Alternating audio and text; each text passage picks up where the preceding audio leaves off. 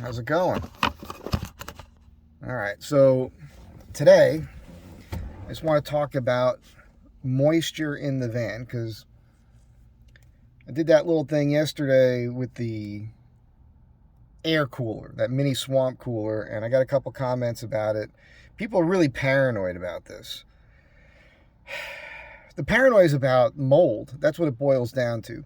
You are almost always going to have an issue at some point if you're living in your van, sleeping in your van, regardless of where you are. It's pretty common to end up with some moisture, condensation in the van. I've experienced it. I've been in the van in a very, very cold temperatures where it's just me without heat. And I've had just, I guess, from me breathing in the van, I've had frost on the inside of the van, on the windows. And I've been in very humid areas. Last year, when I was home in Jersey, normally I'm by myself. I live, I'm alone in the van. But, every once in a while, you might not be by yourself. Sometimes, the universe tosses you a bone. So I was in the van, not by myself. Last year when I was home in Jersey, and that was a very wet night in the van. There was a lot of sweat happening. At one point I went like this, and it just flew off my head. All the glass on the inside was wet. It was a good night. But here's the thing: you have to aerate your van. You should never have your windows totally sealed. I don't care if it's super cold outside. You should have a window cracked somewhere, right? So ever since I put those rain gutters on the front doors, which I highly recommend if you have an Astro van, for one thing, just driving. If you have your window down, you're driving, you don't get that wind hitting you in the face the whole time, because that was something that used to happen to me. I remember being in Utah. I didn't have those on, and it was a beautiful day outside, and the wind was just whipping the side of my head. Whipping it, man! And that was no fun. So ever since I put those rain guards on, they're a wind guard too, so they're cool that way. But ever since I put them on, I no longer, ever put my windows up all the way. They're always cracked. I mean that's actually quite a big crack there. So there's always air coming in and out of here. And I'll tell you something, sometimes when I'm in the van and I'm sleeping in the van with just these cracked, I can feel a breeze hit me, even if the side windows aren't open. Now, I've got the passenger van here, right? Which has those side pop-out windows. Use those, man. Use them things. Now,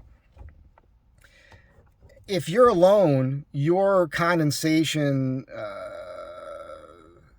your ability to produce condensation is pretty minimal, right? It's not as big of an issue. But if there's more than one person in your van, of course I have an Astro van, so those of you who have two people in an Astro van, wow. At two people and animals? Holy Toledo, man. That's sardine central there, I give you some sort of credit on that one, because I don't think I could do it. But that's going to produce some condensation. You have to be aware of this. So let's say you've already got condensation happening in the van. Well, then what you need to do, and you have to be mindful of this, is airing out the van on every day. If you're living in the van, you have to figure out how to aerate the van every day. When I was at the beach, which I've been doing for the last 5 years, going home, although that first year it was the winter time in the cargo van I was in. So that was different. I slept in the cargo van, no insulation whatsoever, 12 degrees outside. No heat, which is another thing, is the heater. But we'll get to that. I just wanted to point this out, but I do want to talk about the heat system thing. You have to open the side door, open your back doors. Let the van aerate out. Get it in the sun. Let it heat up. Let it bake the moisture out. Think about it. Your real problem with mold in the van isn't as much with it can be with the condensation. Again, if you're totally sealed up, you're never getting any airflow in the van, and you got more than one person in the van, that can create an issue with moisture inside your van. But the other thing is, and what I see more of, is if you got faulty weather stripping and you got water coming into the van and then it's getting into your build somehow, particularly with wood. If your wood's going to come in contact with that, there's mold spores already. A lot of times it's already on the wood and it's going to start growing, and that's when you have a problem. So if you get that black mold issue, that's a real serious problem. So you definitely want to be mindful of this. But there's always a way to deal with it, even if it means stripping your whole van down and rebuilding it, which would suck. So wanting to avoid it is important. When it comes to the heat, we all know that those propane heaters do generate moisture. It's why everybody wants to use the diesel heaters, because it's a dry heat. Okay, so if the only heat you have, because the only one I have, and I've never even used it, is that it's kind of a Mr. Buddy. Mine's a small one that just screws on the top of a 1-pound canister of propane. You have to have the windows cracked. Don't think that it's super cold. It's so cold I need heat, so I have to keep the windows closed to keep the heat in. No. Keep the windows cracked. That's going to let the moisture escape. Just be mindful of it. I think, and I could be wrong, I could be wrong. I think if you run your heater in the van from time to time, because that's a pretty dry heat that comes out of this, and especially if you have the rear heat on the Astro van, use that if that's what you have to do to dry the thing out. But the bottom line is airflow. Keep your windows cracked. Crack your side windows as often as possible. Pop the hatch. If you're living out of your van and you're worried about moisture, if you open that side door and open your back doors, for those of you that just have the cargo van, even if you do that with one of these, with these side ones that pop already, if you open that and you leave that open for an hour or two a day, if you're out anyhow, that should really kind of take care of your moisture. If you're living in a humid area, an area that it's raining all the time, and you got more than one person and a dog in the van, or 2 dogs, or a friggin' cat. People traveling with cats, man.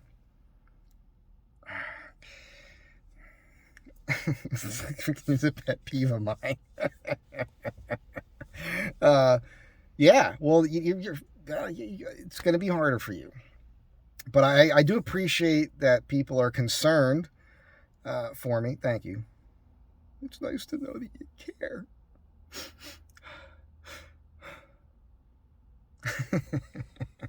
But don't worry about me. I'm golden. I'm good to go. So that's it. That's just my talk about moisture in the van. There are ways to deal with it. Number one is just the airflow. So keep your windows cracked. Pop your side windows. If you're going to use heat that produces moisture, only do it with windows cracked. Air out the vehicle as often as possible. If you're living in the vehicle, that means every day. Every single day. You got to get some airflow through this thing. And, try to find some sunlight to park it in. Crack the windows. Let it bake itself out. That's key. All right. That thing I showed you in the video the other day, yesterday, I guess it was, with that mini swamp cooler where you have the mist thing going. Yeah, I'm not going to do that in here with the windows closed. There's going to be a crack. The side window's going to be open, and it's going to be fine. It's not going to be a problem. So, thanks for caring. Have a great day. Be good to one another. I'll catch you next time.